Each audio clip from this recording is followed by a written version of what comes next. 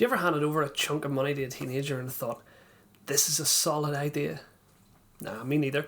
Let's go on further. How about surrendering a carefully planned 18-year investment to someone who has hardly had a penny their whole life?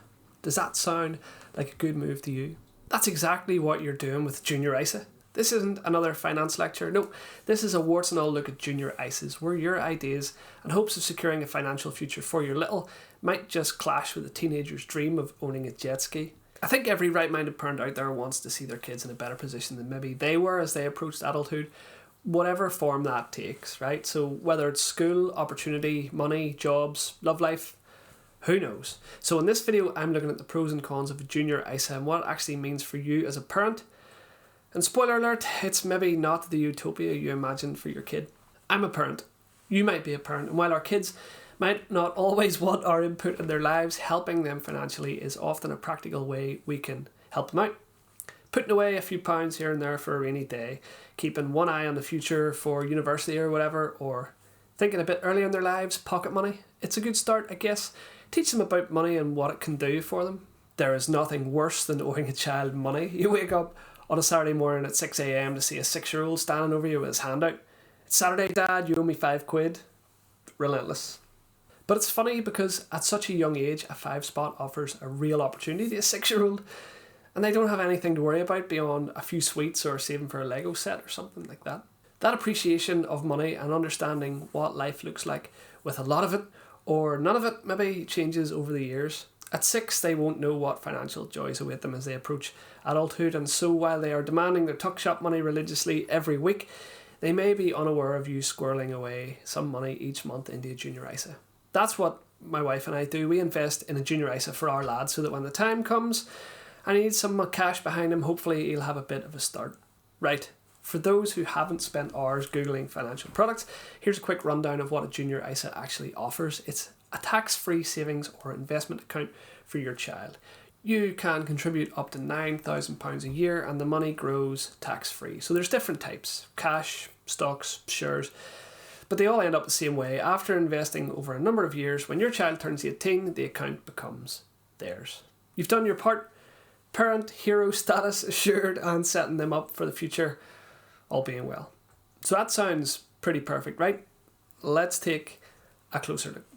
So recently I closed my own grown-up Vanguard Stocks and Shares ISA, dodging some sneaky new fees in the process, and while Junior ISAs aren't affected in Vanguard's shake-up, I started looking around for alternatives for my kids' future. Nothing stands still and all that. And that's when I stumbled upon something I initially found quite surprising. It was a chorus of parents online shouting, "Junior ISAs? Bad idea. Don't bother." Intrigued? Yes, I was too. There are obvious upsides why Junior ISAs seem like a no-brainer. And the biggest one is that kids have time on their side. Investing is a long game, and let's face it, kids have nothing but time. So while they're busy eating crayons or learning to tie their shoelaces, their investments can quietly grow in the background. By the time they've graduated from Peppa Pig to finding out who actually pays the TV licence, their Junior ISA might be looking pretty healthy. And with this time, you get the benefits of compound interest. It's like the secret sauce of investing. Even tiny amounts can snowball into something big over 18 years. Think of it just sitting in the background like that drawer full of 1p coins you think you're going to use someday, except instead of sitting there gathering dust, this actually turns into real money. Junior ISAs can offer a real financial head start. So whether it's for university, a house deposit, or that first flat that will inevitably have a dodgy boiler, a Junior ISA can provide a solid lump sum to get them started. It's basically like handing them an 18-year-old piggy bank, except instead of that loose change, it's the kind of money that might actually make a difference. And it doesn't just have to be you pitching in for this Junior ISA. ISAs are easy for other people to make deposits. Grandparents, other relatives can chip in as well. So instead of a 12th pair of socks at Christmas or another must-have video game that's going to be outdated in 6 months, they could actually add something that will actually matter down the line. It's the ultimate win-win. Financial security for the kid and less wrapping paper for you. So it sounds good so far, doesn't it? Yeah, but here comes the twist. Not a lot of people are talking about this. The loss of control for parents. When your child turns 18, the money is theirs. Full stop. And let's be real, handing over a lump sum to an 18-year-old is going to lead to some squeaky bum time. Those lovingly saved contributions might just end up funding a tattoo of a big bean or a jet ski for their gap year in Ibiza. It's their money, it's their call, but for parents it can feel like years of careful planning are just one dodgy decision away from a disaster. Another potential issue with junior ISAs is that once the money is in that junior ISA account, it is completely locked until the child turns 18, unless something truly awful happens. But on the bright side, this does mean parents can't borrow it to fund a sneaky kitchen remodel or suddenly decide it's their retirement fund. It guarantees the cash is ring-fenced for the child, which is great, but the trade-off, zero flexibility. Once it's in, it's hands off, for better or for worse. Another issue with junior ISAs is that when the kid gets the money at 18 is young. I mean, let's be honest, not many of us were making Nobel Prize winning decisions at that age. At 18, you're probably more likely to blow your savings on a souped up Vauxhall Corsa and a year's supply of WKD than invest it sensibly.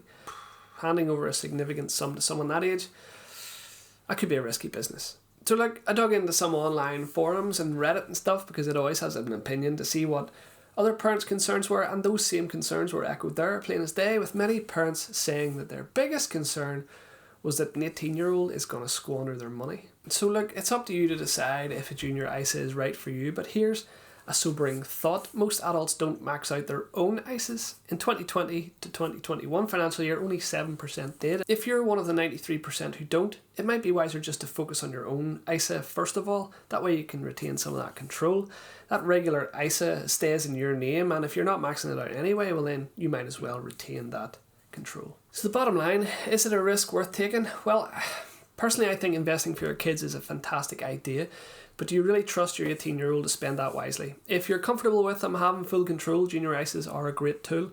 If not, then there are definitely other investment options available that let you keep that governance. So what's your take? Are they just too risky for you, or are you all in for them? Share your thoughts in the comments below. Bonus points for funny teenage financial disaster stories, and if you're looking to invest for yourself, check out my next video where I review 2 top platforms that I use for stocks and shares ISAs. Thanks for watching. Don't forget to like, subscribe, and maybe hide this video from your teenager. I'll see you next time. Dog. I'm just about to start recording and the dog wants out. Do you want to meet her? Annie, come here a minute. Come here. Good girl, come here. Come here. This is Annie. Squiffy ears and all. This is our dog. She's 4 months. And she's great. Annie, look. Say hello. Oh, yeah.